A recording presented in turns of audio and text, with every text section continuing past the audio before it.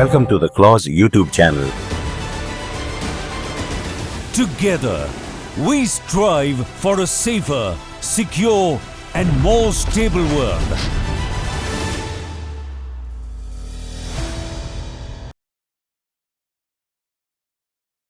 Good morning, distinguished dignitaries, esteemed colleagues, and friends. It's my privilege to welcome you all to the IIFOMAS Symposium. Today, under the theme, Clearing Danger, Achieving Development, we gather not only to deliberate, but to reaffirm our collective resolve to transform contaminated lands into safe, thriving communities. This reminds me of the age-old saying that it is easy to start a war, but difficult to end a war. If you see around yourself, in the around the globe, you will find that most of the wars are actually still being fought to make it clear and safe for humanity, whether it is across the world or whether it is in India. We continue to suffer from this menace. And I think we all need to collaborate together to achieve certain amount of safety. We are also honored that we will be having the video message of General Chauhan, the Chief of Defence Staff of India. So that will add further value to this particular seminar.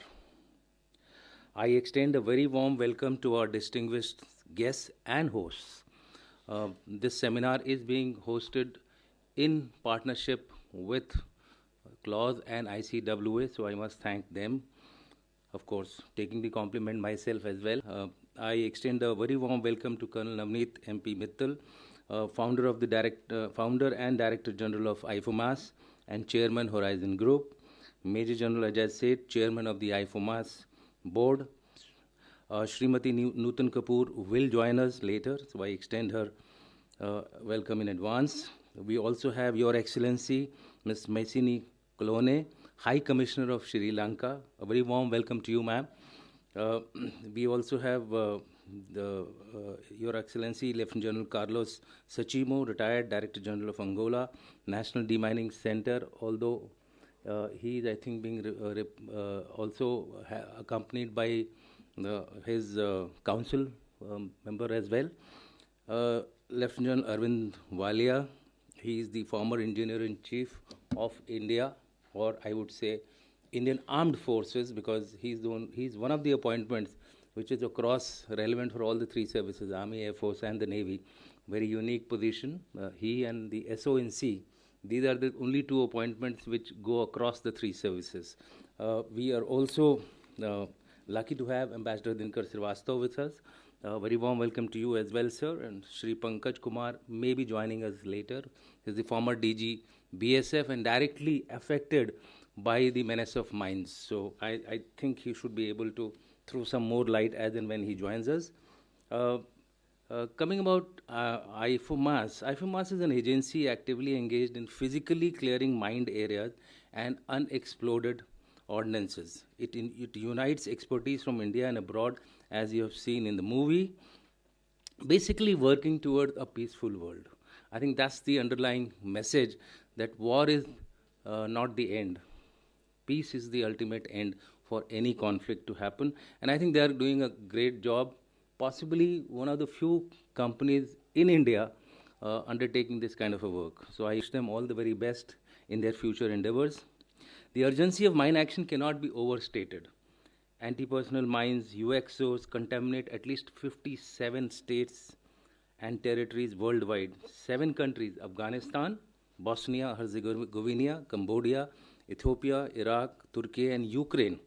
And to some extent, I would say Russia also, depending on how you look at that particular area, which is Russia and which is Ukraine. There is a debate going on that also. We'll come to that possibly later on. Just to put things into perspective, in 2024, there were 6,279 people killed or injured across the world. Victims activated improvised mines caused 2,000 casualties, and manufactured mines, those which were planned and laid, they were around a similar number. In fact, the numbers have tripled from 2020. So that's a huge, kind of danger which our people are facing. Syria reported 1,015 casualties, Afghanistan 624, Ukraine 293, and more will come as the war ends. Let me tell you, these mines don't finish. I have my own experiences operating in such areas. Mines which we had cleared 3 times over, and yet 4th time when somebody went inside, either his leg was lost or a cattle was lost. So that's the kind of danger which these areas pose, that despite clearing a number of occasions, you're not very sure whether the mines have been fully cleared, because most of the time you'll find there are no records, or if the records are there, they're not properly kept, things of that nature. These are not statistics. These are shattered lives. These are lost limbs. These are lost lives. And I think broken families and stalled development, that's the more important part of it. So what are the demining challenges? The global goal of mine-free world by 2025 has gone fut. It's now extended to 2030. So I hope we don't keep extending these kind of crucial things which we have to do every year by next 5 years. We need to be seriously taking cognizance of it. My compliments to Navneet for actually progressing such a rarely known area of work, in India at least. Because India possibly still doesn't figure in the top countries as far as the lives lost are concerned. But that is because although we do not have a national demining center or national demining organization, but it's our army which does a great job of it along our borders.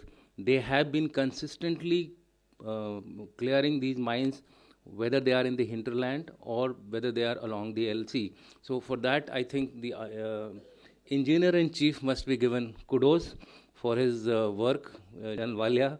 I think your organization really contributes to this particular thing, and they are not only doing it in the border areas, they are also part of the NSG, they are part of various organizations which actually indulge in UXO clearances, explosives diffusion, etc. As far as Ukraine is concerned, there are some figures which I would like to throw at you all, not to scare you, but to tell you that the problems are very serious in that part of the world.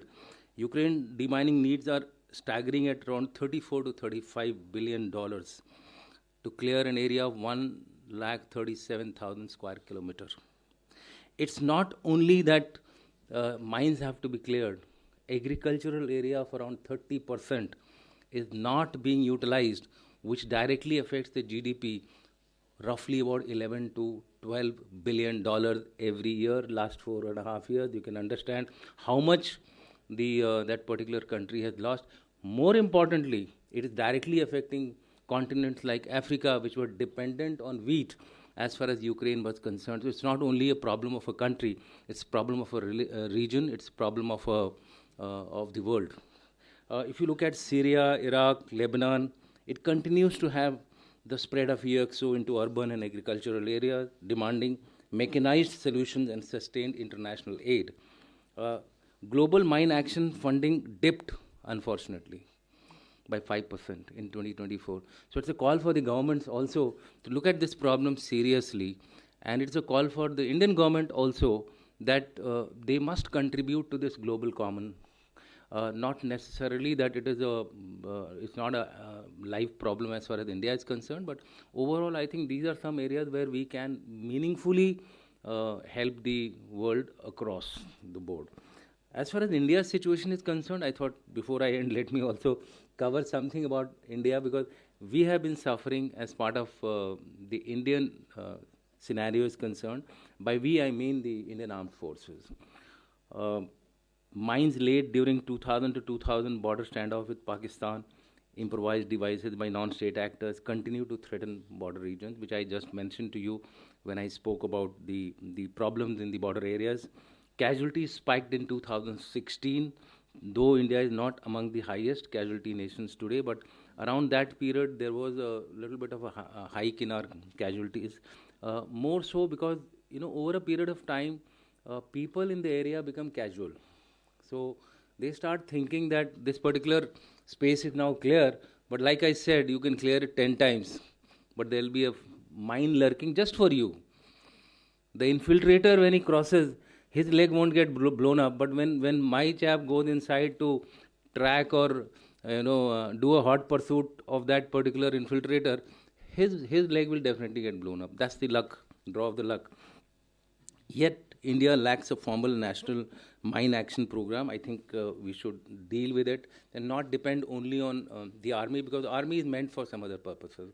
Armed forces are meant for operational tasks. So I think we need to have some organization like this, and this is a good way to actually get the veterans on board. And by veterans, I don't mean only the officers.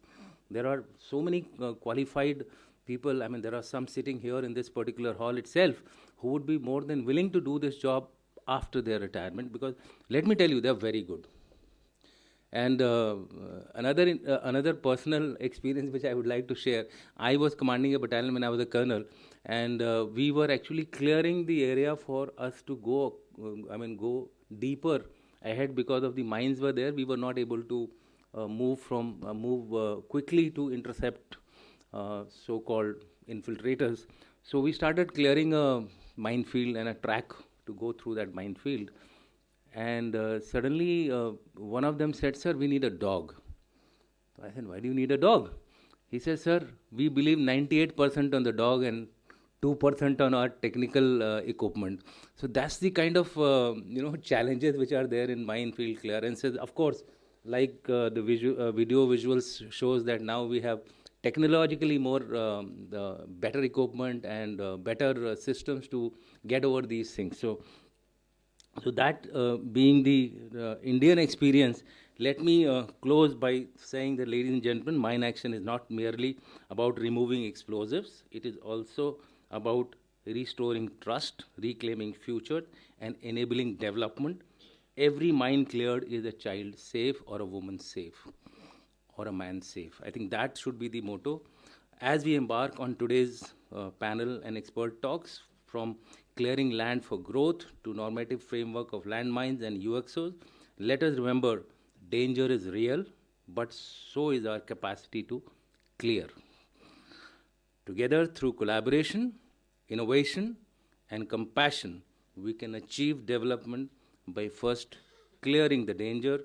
Welcome to the IIFOMAS Symposium 2025, with a grand round of applause for all of us who have spared their time to come and listen to us. Thank you very much. Jai Hind.